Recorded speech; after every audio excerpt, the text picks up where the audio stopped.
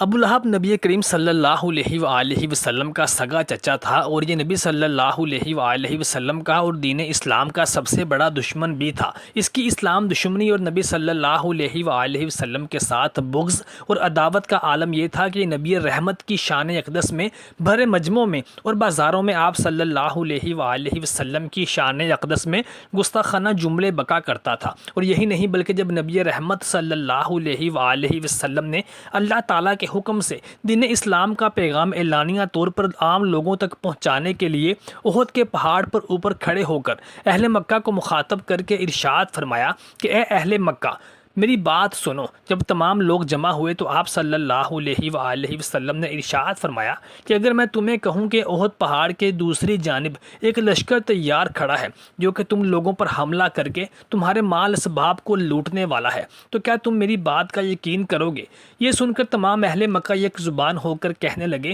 کہ ہم نے کبھی آپ صلی اللہ علیہ وآلہ وسلم کے منہ سے جھوٹ نہیں سنا، آپ صادق اور امین ہیں، ہم ضرور آپ صلی اللہ علیہ وآلہ وسلم کی بات کا یقین کر لیں گے۔ پھر نبی کریم صلی اللہ علیہ وسلم نے ارشاد فرمایا کہ اس بات پر بھی یقین لے آؤ کہ اللہ تبارک و تعالی ایک ہے اور اس کے سوا کوئی بھی عبادت کے لائق نہیں ہے، اور اس نے مجھے اپنا پیغمبر اور نبی بنا کر بھیجا ہے۔ یہ سننا تھا کہ نبی صلی اللہ علیہ وآلہ وسلم کا یہی چچا ابو لہب بدبخت آواز بلند کہنے لگا، اے محمد، تیرا ستیہ ناس ہو، نعوذ باللہ، تیرے ہاتھ ٹوٹ جائیں، نعوذ باللہ، ثم نعوذ باللہ، کیا تو نے ہمیں یہ بات بتانے کے لیے یہاں جمع کیا ہے؟ یہ سن کر لوگوں کا مجمع وہاں سے منتشر ہونے لگا۔ نبی کریم صلی اللہ علیہ وآلہ وسلم کے قلب اطہر پر ابو لہب کے ان الفاظ کا بہت گہرا رنج اور صدمہ پہنچا۔ اللہ تبارک و تعالیٰ سے اپنے نبی رحمت صلی اللہ علیہ وآلہ وسلم کی یہ توہین اور ان کے قلب اطہر پر صدمہ برداشت نہ ہوا، اور اللہ تبارک و تعالیٰ نے اسی وقت سورہ لہب کا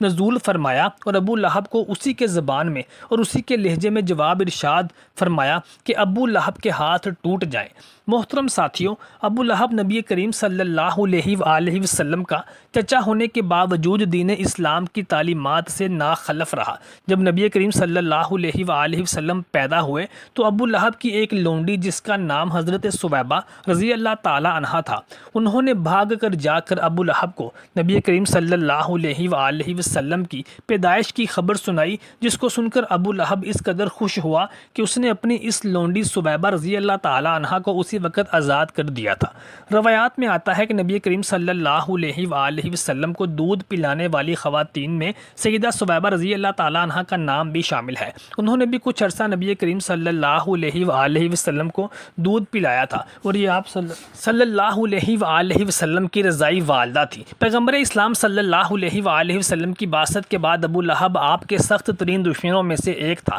اور تاریخ اسلام میں اس کا نام اسی وجہ سے مشہور ہے۔ جب نبی کریم صلی اللہ علیہ وآلہ وسلم نے اسلام کی اعلانیہ دعوت کا آغاز کیا تو اس وقت ہی اس نے اسلام کی مخالفت شروع کر دی تھی۔ جب آیت انذار کا نزول ہوا اور پیغمبر اسلام کو حکم ملا کہ عمومی دعوت کا آغاز اپنے قریبی رشتہ داروں سے کیا جائے تو آپ صلی اللہ علیہ وآلہ وسلم نے عبد المطلب کے فرزندوں کو اپنے گھر پر دعوت دی۔ اگرچہ کھانا بہت کم تھا، لیکن نبی صلی اللہ علیہ وآلہ وسلم کی کرامت اور معجزے کی وجہ سے سب نے پیٹ بھر کر کھایا۔ ابو لہب نے اسے نبی صلی اللہ علیہ وآلہ وسلم کا جادو سمجھا، لیکن پیغمبر اسلام صلی اللہ علیہ وسلم نے اس کے نتیجے میں خاموشی اختیار فرمائی اور اسلام کی دعوت کو دوسرے دن پر منتقل فرما دیا۔ بعض اوقات جب نبی صلی اللہ علیہ وآلہ وسلم کسی گروہ کو اسلام کی دعوت دیتے تو ابو لہب اور عباس ابن عبد المطلب آگے آ جاتے تھے اور کہنے لگتے کہ ہمارا یہ بھتیجا جھوٹا ہے، آپ لوگوں کو آپ کے دین سے گمراہ نہ کر دے۔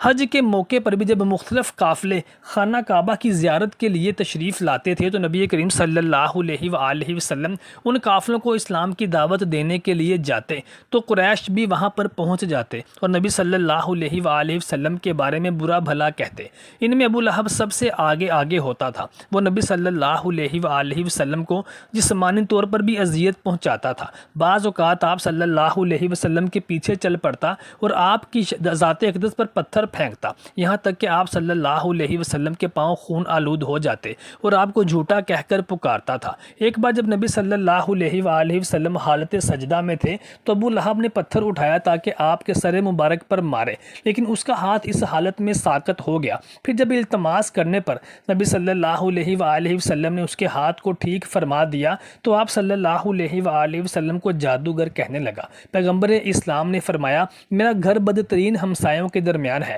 عقبہ بن ابی معیط اور ابو لہب آپ صلی اللہ علیہ وآلہ وسلم کے گھر کے دروازے پر کوڑا پھینکتے تھے۔ جب قریش نے مسلمان اور بنی ہاشم کا شعیب ابی طالب میں معاشی محاصرہ کیا تو ابو لہب اگرچہ بنی ہاشم سے تھا لیکن قریش کے ساتھ ملا ہوا تھا اور ان افراد میں سے تھا جنہوں نے پابندی والے عہد نامے پر مہر لگائی تھی۔ ظہور اسلام سے پہلے ابو لہب کی زندگی کے بارے میں کوئی خاص معلومات درج نہیں ہیں۔ ابو لہب کی زندگی کے بارے میں کوئی خاص معلومات درکار نہیں، لیکن سورہ لہب کی دوسری آیت ما اغنا عنہ مالہ و ما کسب، یعنی اس کا مال اور جو کچھ اس نے کمایا اس کے کام نہ آیا، اس سے معلوم ہوتا ہے کہ ابو لہب بھی اکثر قریش کی طرح کاروبار کرتا تھا اور زیادہ مال اور دولت اکٹھی کی ہوئی تھی۔